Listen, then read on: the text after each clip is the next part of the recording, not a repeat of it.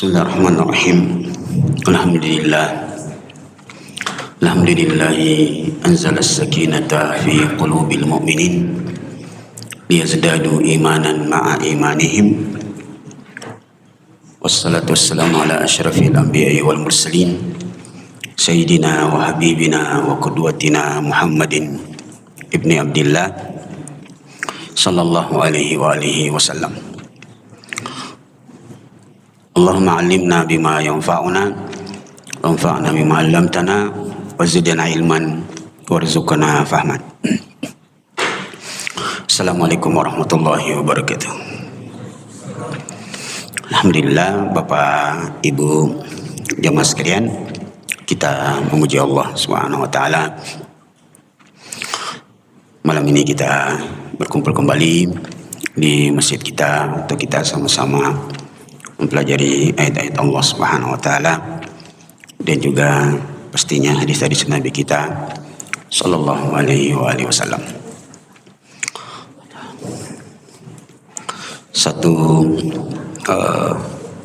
kegembiraan yang perlu untuk selalu kita mensyukurinya, bahwa kita sekarang berada di bulan Rajab, satu di antara bulan-bulan haram, yang mana dalam beberapa isyarat hadis, bahkan dalam ayat surat At-Taubah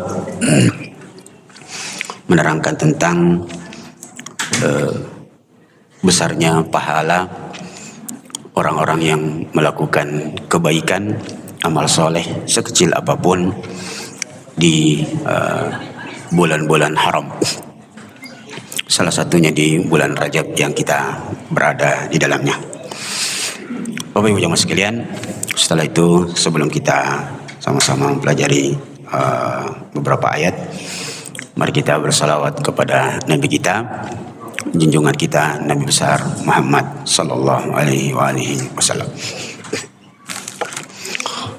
Bapak Ibu jamaah sekalian, insyaallah pada kesempatan malam ini kami ingin mengajak untuk kita sama-sama mempelajari satu ayat di surah Al-Isra, ayat pertama yang sangat kita kenal dan nanti berhubungan dengan peristiwa yang sangat agung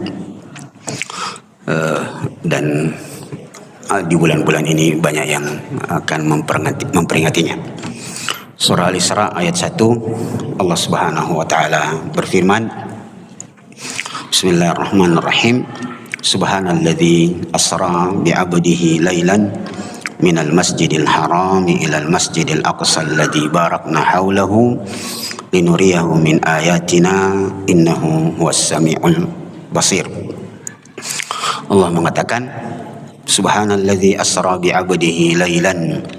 Maha suci Allah yang memperjalankan hambanya di malam hari minal masjidil haram, dari Masjidil Haram ilal Masjidil Aqsa, ke Masjidil Aqsa alladzi barakna haulahu, yang kami berkahi di sekelilingnya, linuriyahu min ayatina, untuk kami perlihatkan kepada hamba kami itu Muhammad tentang ayat-ayat kami, innahu huwas samiul basir, sesungguhnya Allah maha mendengar dan maha melihat.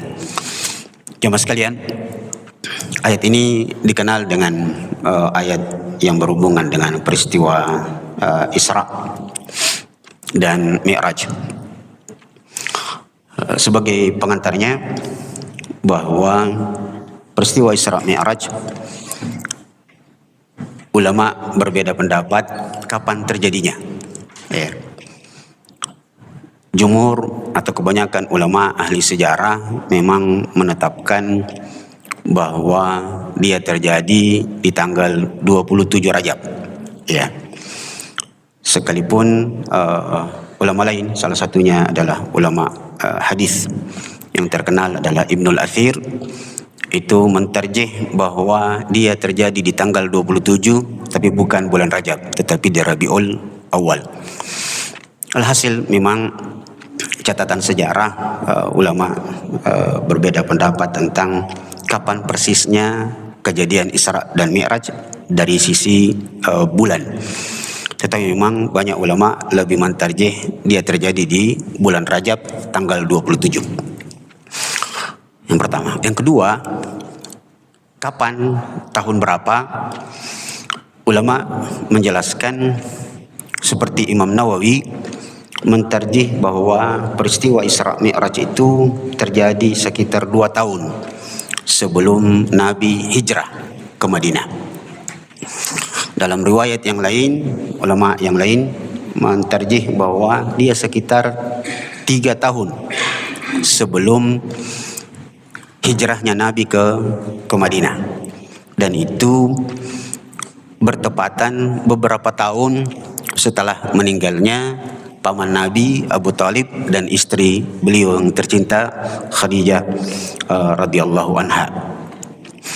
Maka dikenallah saat itu, tahun itu sebagai Amul Huzun, tahun kesedihan. Yang kemudian Nabi SAW dengan perbedaan pendapat ulama, dia terjadi 2 atau 3 tahun sebelum hijrah. Peristiwa Isra Mi'raj itu adalah hiburan untuk Nabi Sallallahu Alaihi Wasallam setelah bersedih dengan kesedihan yang cukup mendalam ditinggal paman beliau dan istri beliau yang tercinta. Yang dari sini memberikan pelajaran sebagian ulama dalam beberapa literatur mengambil pelajaran bahwa salah satu obat kesedihan itu adalah bersafar, ya, keluar jalan-jalan. Itu mukaddimah tentang surah ini. Insyaallah kita masuk di ayat kita. Nanti kita bahas penjelasan dari 2 ulama saja secara khusus, itu penjelasan Imam Al-Qurtubi dan Imam Ibnu Katsir.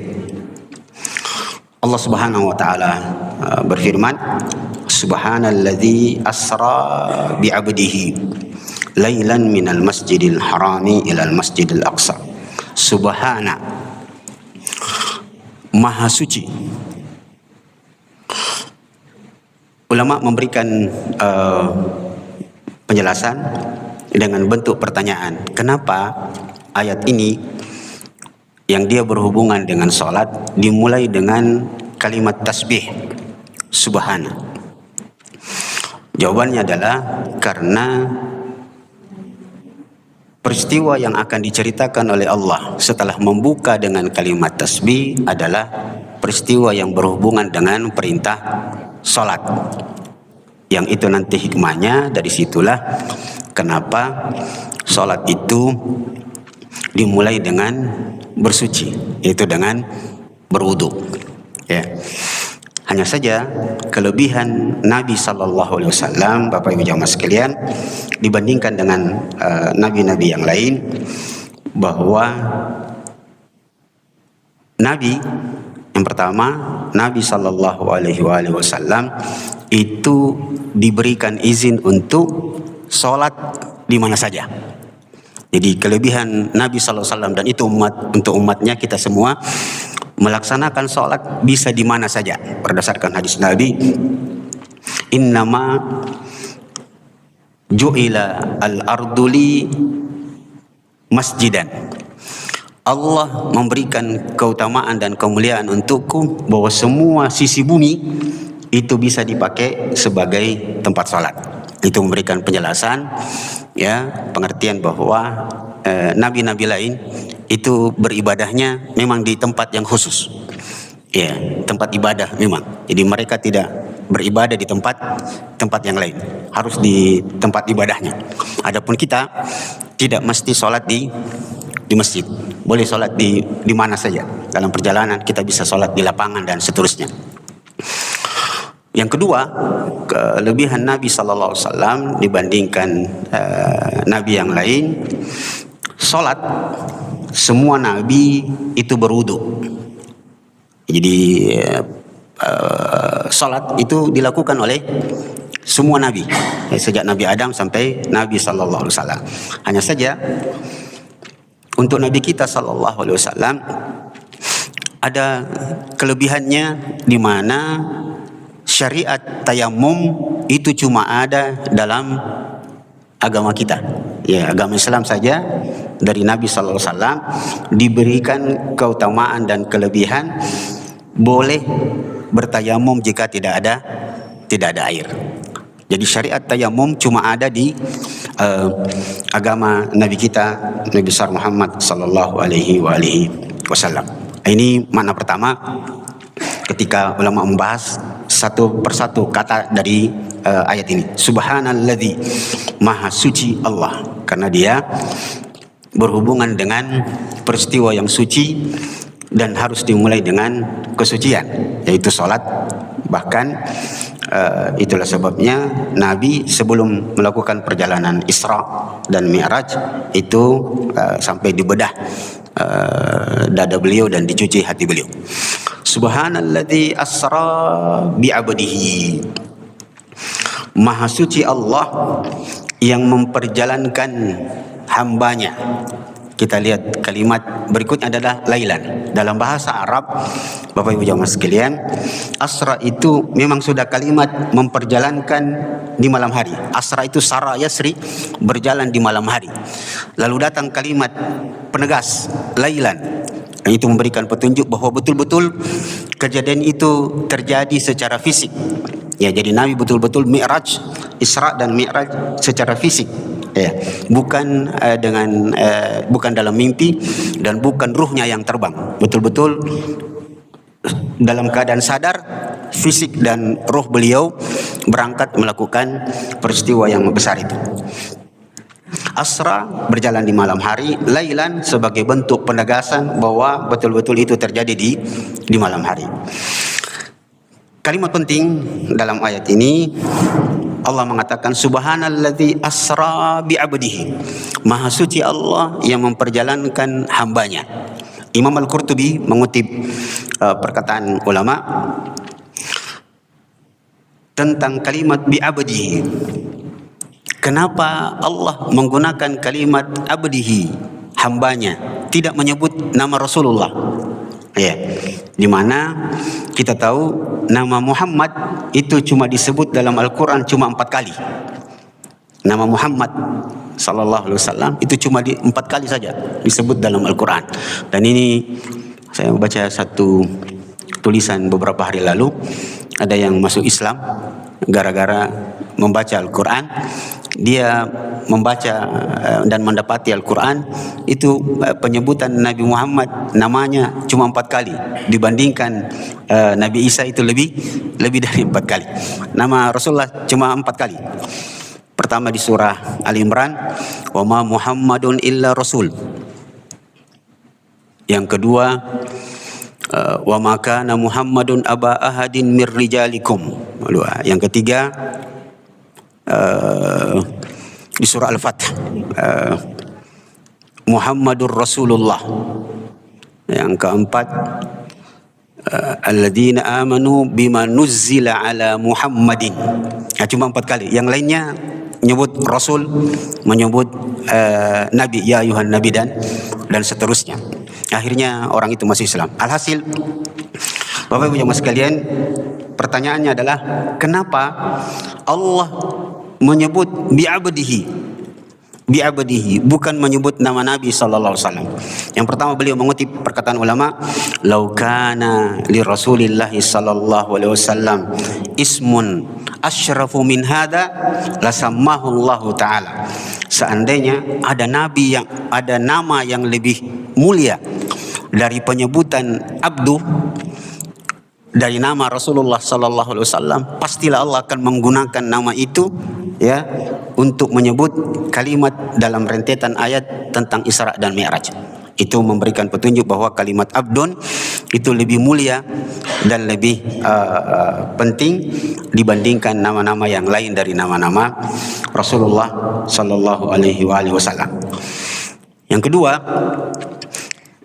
kita kutipkan, saya pernah dengar ceramahnya Pak Kiai Zainuddin MZ dan pernah dikutip oleh almarhum Pak Kiai Sanusi Baco. Beliau mengatakan, perhatikan ayat ini. Saya dulu dengarnya di Masjid Raya, beliau ceramah, beliau mengatakan, perhatikanlah ayat ini ketika Allah mengatakan subhanalladzi asra bi'abdihi, maha suci Allah yang memperjalankan hambanya. Kenapa disebut hambanya? Ternyata hikmahnya, kata beliau, dan itu kutipan dari ceramah Zainuddin MZ rahimahullah, beliau mengatakan karena Allah telah merekomendasi dan menjamin bahwa Muhammad sallallahu alaihi wasallam betul-betul hamba. Betul-betul hamba. Tidak ada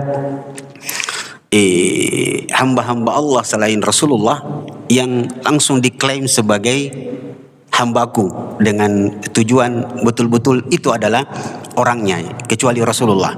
Yang lain itu semuanya umum, ya ibadi, wahai hamba-hambaku.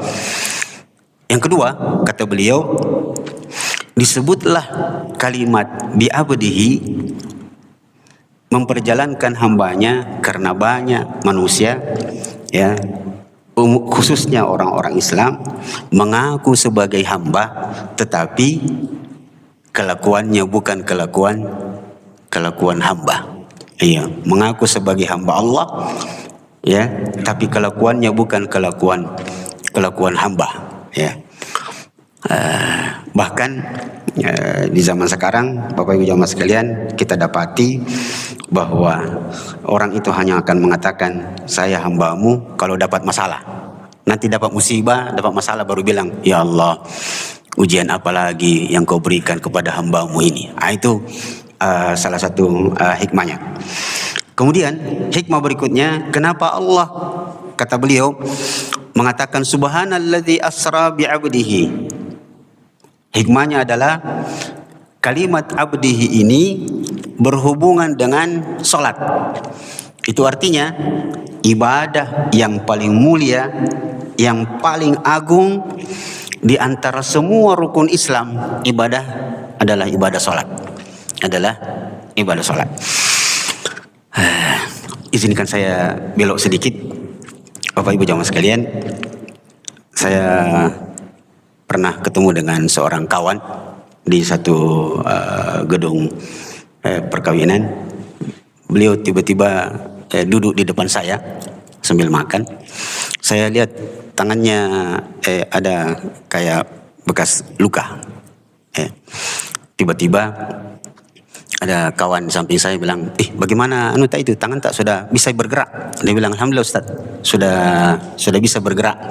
Ternyata saya tanya, memang kenapa? Dia bilang, ini pernah Ustaz, kena kecelakaan, kena gurinda, yang kena ini, yang 3 jari ini, ya, mulai jari tengah, manis dan kelingking ini kena. Lalu saya bilang, alhamdulillah. Dia bilang, iya Ustaz, alhamdulillah. Dokter bilang, untungnya bukan yang ini yang kena.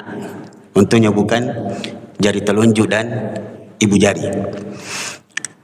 Dokter bilang, kalau yang kena bermasalah di antara 5 jari ini, selain telunjuk dan ibu jari, itu insya Allah lebih cepat pulih dibandingkan 2 jari ini. Saya langsung teringat penjelasan seorang kiai.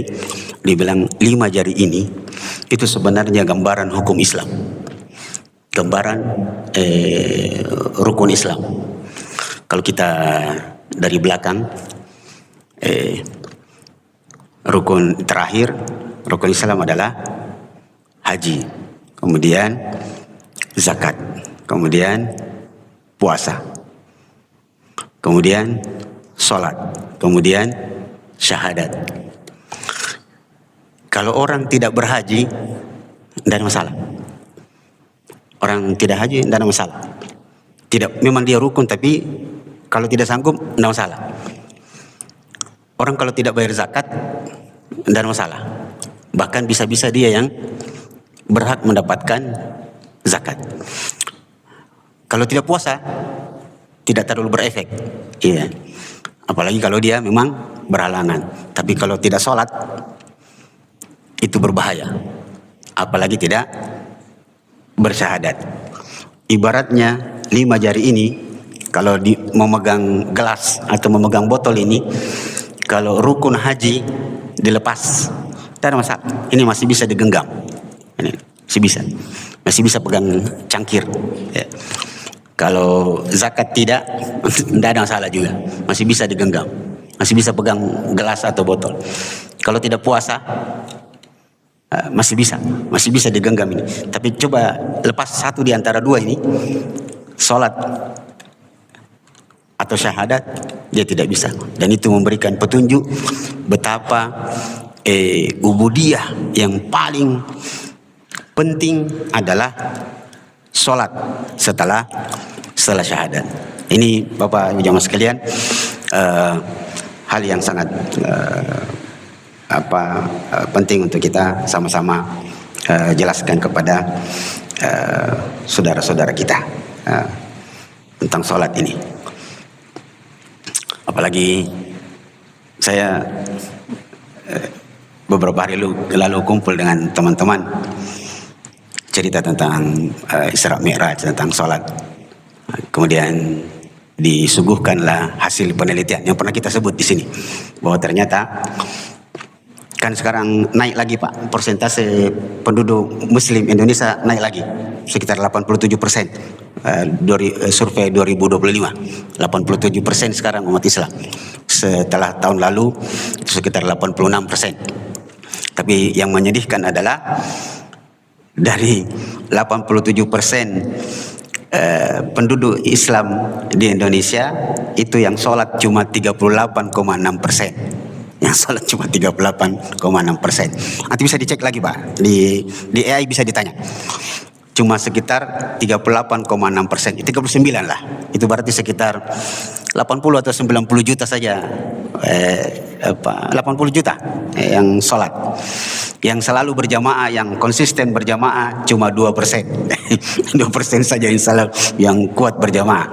Yang sering-sering agak banyak-banyak berjamaahnya disebut 7%.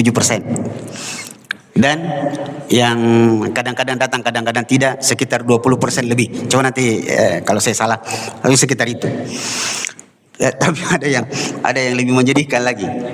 Setelah bercerita tentang sholat, sekian persen saja yang mendirikan sholat berjamaah dengan baik atau sholat 5 waktu dengan baik, sekitar 38,6% kira-kira. Yang menyedihkan lagi adalah survei tentang yang bisa mengaji di Indonesia cuma 36% lebih. Jadi kalau begitu kita bandingkan, yang mendirikan sholat dengan baik 5%, 38% lebih, yang bisa mengaji 36%, itu berarti yang sholat itu yang bisa mengaji. Sisanya yang 2% mungkin anaknya itu guru mengaji atau teman-temannya. Coba, tapi ada lebih menyedihkan lagi Pak. Ada yang menjadikan lagi tentang sholat dan mengaji. Ternyata guru pendidikan agama Islam di Indonesia tingkat dasar, SMP dan menengah yang bisa rata-rata tidak bisa mengaji dengan baik. Guru PAI.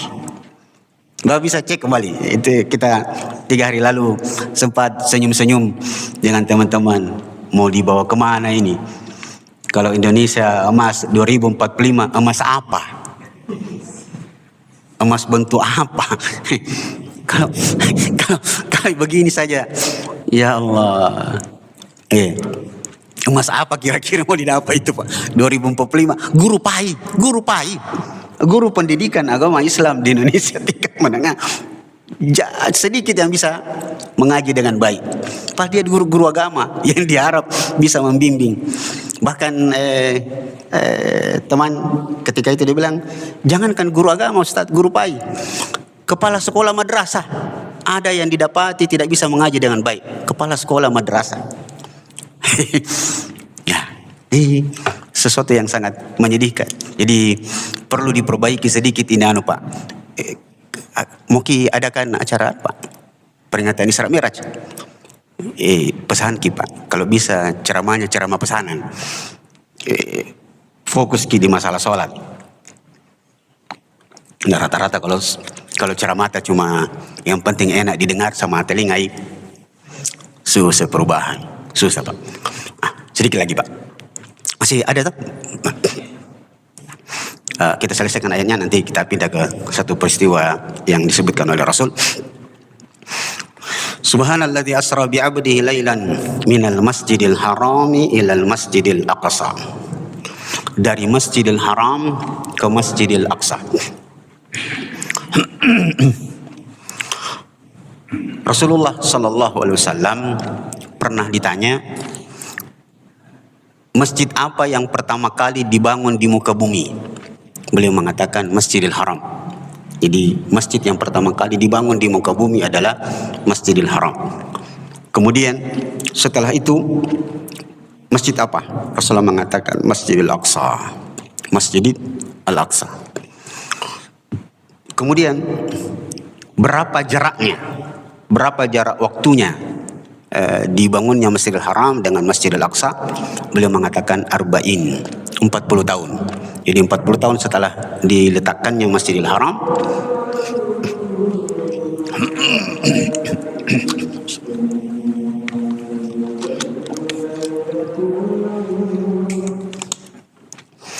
tahun setelah diletakkannya atau dibangunnya Masjidil Haram, barulah dibangun Masjidil Aqsa. Pertanyaan berikutnya, kenapa Masjidil Aqsa dinamakan Masjidil Aqsa? Dalam bahasa Arab, Al-Aqsa artinya sesuatu yang jauh. Aqsa itu dibilang Aqsal Madinah, sesuatu yang jauh. Kenapa jauh?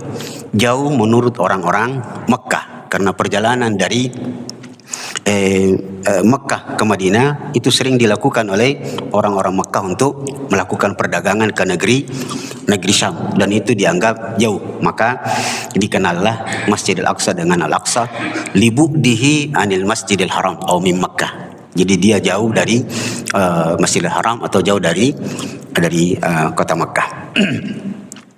Pertanyaan berikutnya, Allah berfirman dalam ayat ini minal Masjidil Haram, dari Masjidil Haram ke Masjidil Aqsa. Pertanyaannya, apakah Nabi berangkat Isra Mi'raj di titik Masjidil Haram? Jawabannya bukan. Bukan di titik Ka'bah, bukan di Masjidil Haram, melainkan di rumah keluarga beliau bernama Ummu Hani. Ummu Hani. Yang ini ya, ketika didapati catatan sejarah, yang itu sudah disebutkan dalam Sahih Bukhari, bahwa Rasulullah berangkat melakukan Isra dan Mi'raj dari Masjidil Haram ke Masjidil Aqsa di rumah Ummu Hani. Faedahnya adalah ketika Allah menamakannya sebagai Masjidil Haram, itu adalah bentuk keringanan, kemudahan yang Allah berikan kepada hamba-hambanya, di mana suatu saat nanti, dan ini sudah terjadi ya, banyak jamaah haji nanti yang sulit sekali melakukan perjalanan bolak-balik antara hotelnya, rumahnya ke Masjidil Haram. Maka di Mekah, selama kita berada di area haram Mekah, maka dimanapun kita sholat itu pahalanya sama dengan sholat di Masjidil Haram. Itulah sebabnya Bapak Ibu yang mungkin beberapa kali sudah pergi umroh ya, kalau hotel tak setiap pergi umroh pindah-pindah, itu Bapak bisa jawab pertanyaan saya.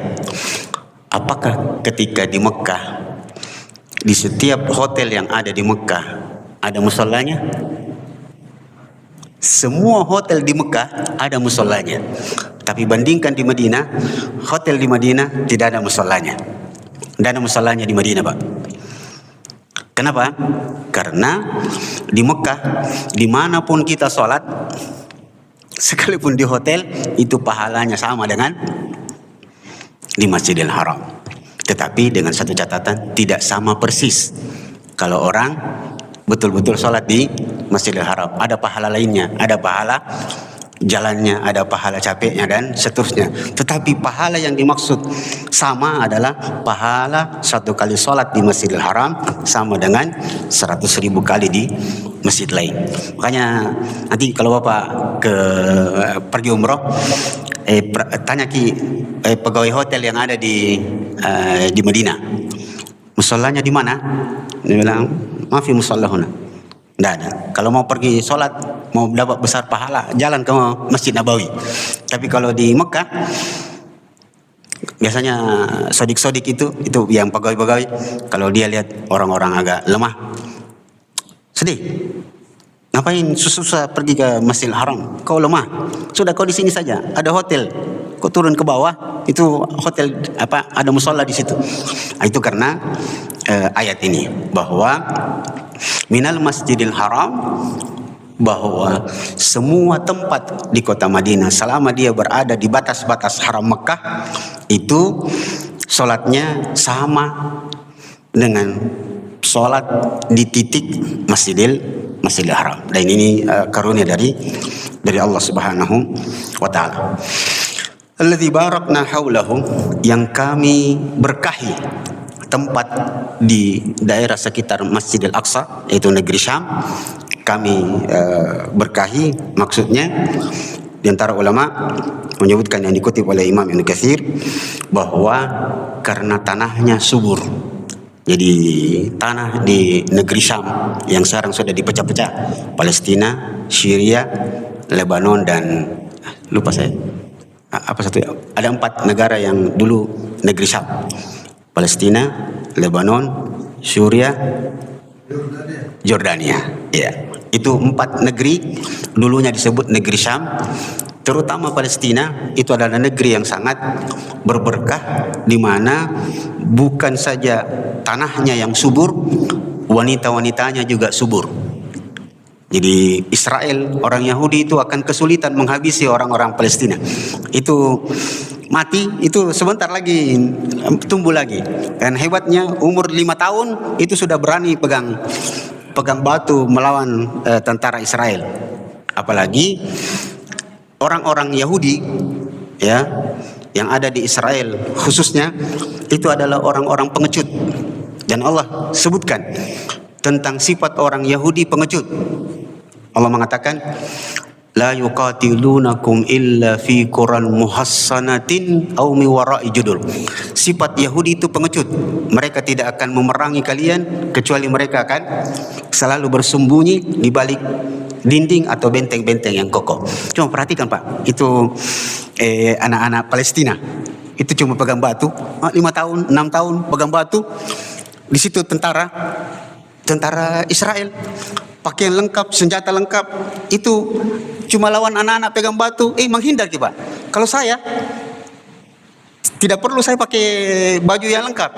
Kalau ada anak-anak, apalagi anak-anak kecil begini, apa-apa, tidak perlu saya pakai senjata, langsung datang saja. Anak-anak patotoa ini, melawan kok. Tapi lihat Pak, orang Yahudi pengecut. Masa lewat anak-anak kecil begitu sampai harus sembunyi, dilempar batu sembunyi. Begitulah sifat orang-orang Yahudi. Kita kembali ke ayatnya bahwa Allah memberkahi wilayah sekitar negeri Syam, terutama di dekat Palestina yang dekat dengan Al-Aqsa. Maksudnya yang kedua, karena disitulah kebanyakan para nabi pernah diutus dan dikebumikan di daerah Syam.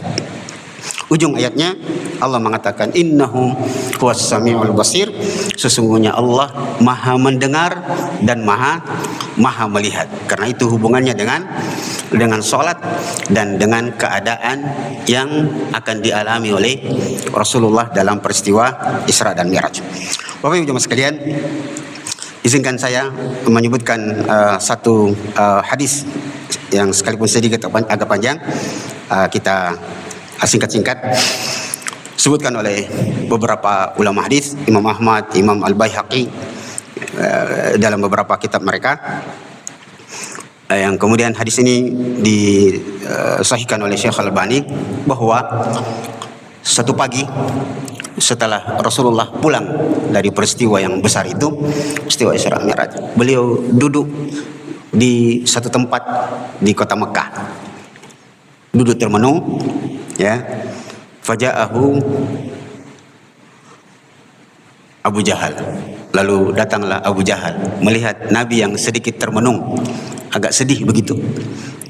Sedihnya karena memikirkan umat ini, bahwa jangan-jangan mereka menolak Maka datanglah Abu Jahal mengatakan, wahai Muhammad, ada apa? Saya lihat kau agak sedih begitu, agak merenung. Maka Rasulullah mengatakan, iya, saya agak khawatir dengan sesuatu. Kata Abu Jahal, apa itu?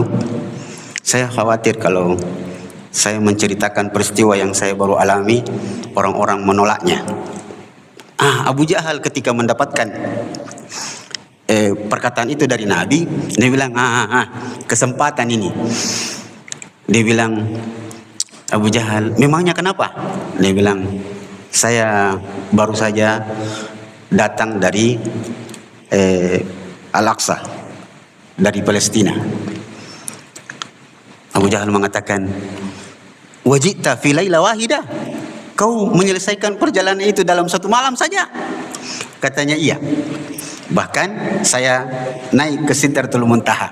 Kata Abu Jahal, tunggu sebentar. Sebutkan dalam hadis ini, Abu Jahal mengatakan, tunggu, maukah kau saya kumpulkan semua orang-orang Mekah, ya, orang-orang Quraisy, untuk mendengarkan ceritamu? Rasulullah gembira. Wah, ini bagus ini.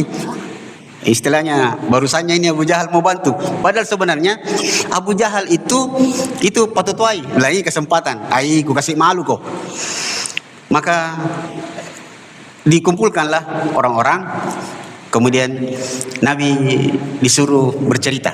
Dalam riwayat yang lain, Nabi memulai mukaddimahnya dengan mengatakan, ya ma'syaral Quraisy, atusaddiqunani, wahai kalian orang-orang Quraisy, apakah kalian akan membenarkan apa yang akan saya omongkan?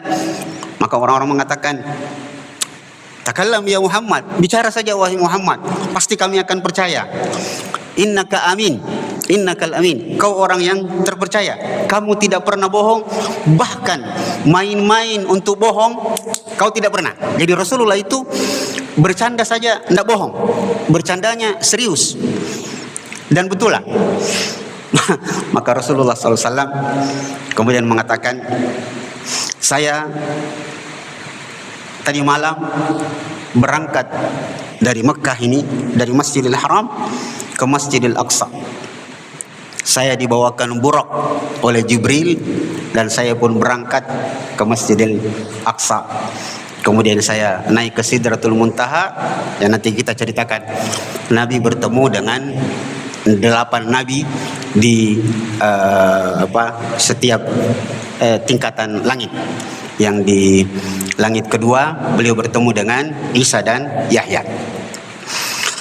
Maka orang-orang itu mengatakan, kau bohong. Yang disebutkan di sini, minhum, di antara mereka setelah mendengarkan cerita Nabi, ada yang bertepuk tangan, ada yang bersiul, ada yang pegang kepalanya. Dalam riwayat yang lain, ada yang jungkir balik di di tanah. Itu kan begitu kalau orang ketawanya, apa itu ketawa orang Makassar bilang, ketawa gelek-gelek, dia geli dengar itu sambil patotai, dia ada yang pegang kepalanya, mama sambaran tahun kau nu bilang, ya, ada yang tepuk tangan, ada yang bersiul. Dari peristiwa ini, di antara orang-orang Quraisy itu ada yang tepuk tangan, ada yang bersiul, ya. Datanglah hukum yang dibuat oleh ulama, tidak boleh tepuk tangan ketika mendapati ada orang yang melakukan sesuatu yang membanggakan. Jangan tepuk tangan, terutama di masjid, apalagi bersiul. Adapun di luar masjid, sebagian penjelasan bahwa kalau dimaksudkan adalah untuk memberikan support, ya, apresiasi kepada orang, boleh tepuk tangan, tapi sebaiknya diganti tepuk tangan, karena ternyata didapati di dalam ayat di surah Al-Anfal itu memang diceritakan gaya ibadahnya orang kafir dahulu itu kalau tawaf sambil tepuk tangan dan bersiul. Wa ma kana salatuhum indal bai'i illa muka'an wa tasdiya. Orang-orang Quraisy dulu, orang kafir kalau tawaf itu sambil tepuk tangan dan bersiul. Maka dari sini alhasil masih bisa sedikit saya ceritakan. Saya loncat saja. Kemudian di antara mereka itu kemudian bertanya kepada Nabi SAW sebelum kedatangan Abu Bakar, karena di Abu Bakar juga nanti bertanya kepada Nabi SAW. Ketika itu Nabi ditanya, kalau kau betul pernah ke Masjidil Aqsa, coba ceritakan sifat-sifatnya Masjidil Aqsa. Tiba-tiba Nabi terdiam, dan tidak lama kemudian, dalam hitungan beberapa detik, muncullah gambar di hadapannya yang Pak Kiai Sanusi Baco dulu pernah bilang, peristiwa itulah yang menjadi dasar diciptakannya apa itu ya, yang orang bisa telekonferensi, video call dan seterusnya, karena muncul semua gambarnya persis. Nabi bilang bentuknya seperti ini, jendelanya begini, begini dan begitu. Maka semua orang yang pernah berjalan ke sana, menuju ke sana, dia bilang persis apa yang dia bilang. Tapi karena gengsinya menerima kebenaran, dia menolak cerita Nabi Sallallahu Alaihi Wasallam. Bahkan disebutkan di antara orang-orang yang sudah masuk Islam itu murtad, karena dianggapnya perjalanan itu adalah perjalanan yang mustahil. Tapi alhamdulillah di zaman sekarang sebenarnya semuanya sudah mudah untuk diukur.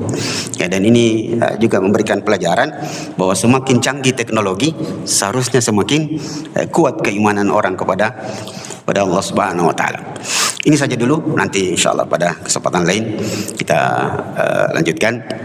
Alhasil dalam peristiwa itu, ketika orang sudah pada bubar, ya, Abu Bakar datang terlambat. Dan disinilah kita akan dapatkan kenapa Abu Bakar digelari sebagai As-Siddiq. Karena ketika orang-orang pulang, Abu Bakar datang terlambat sambil memegang sarungnya yang agak longgar. Lalu ditanya, Abu Bakar, mau kemana kau? Dia bilang, saya mau ketemu dengan Muhammad, karena dia mau menceritakan sesuatu katanya. Kata orang yang menemui Abu Bakar, pulanglah, itu temanmu itu pongo-pongo Roki. Masa? Dia bilang, Abu Bakar, cerita pengoro apa?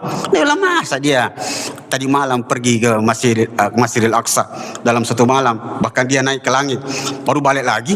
Itu cerita pengoro itu tidak masuk akal. Maka Abu Bakar mengatakan, wallahi, demi Allah, sekiranya dia bercerita yang lebih aneh dari itu, selama yang bilang Muhammad, saya akan percaya. La saddaqtuhu, saya akan mempercayainya. Sejak itulah Abu Bakar digelar sebagai As-Siddiq. Itu penutupnya, mudah-mudahan bermanfaat. Nanti insyaallah pada kesempatan lain kita ceritakan. Dan mudah-mudahan Ustadz yang akan datang, kalau ada acara tak, difokuskan cerita tentang sholat, karena inti peristiwa Isra Mi'raj ini adalah peristiwa disyariatkannya dan diwajibkannya sholat 5 waktu. Demikian, mudah-mudahan sekali lagi mohon maaf jika ada hal-hal yang kurang berkenan. Wassalamualaikum warahmatullahi wabarakatuh.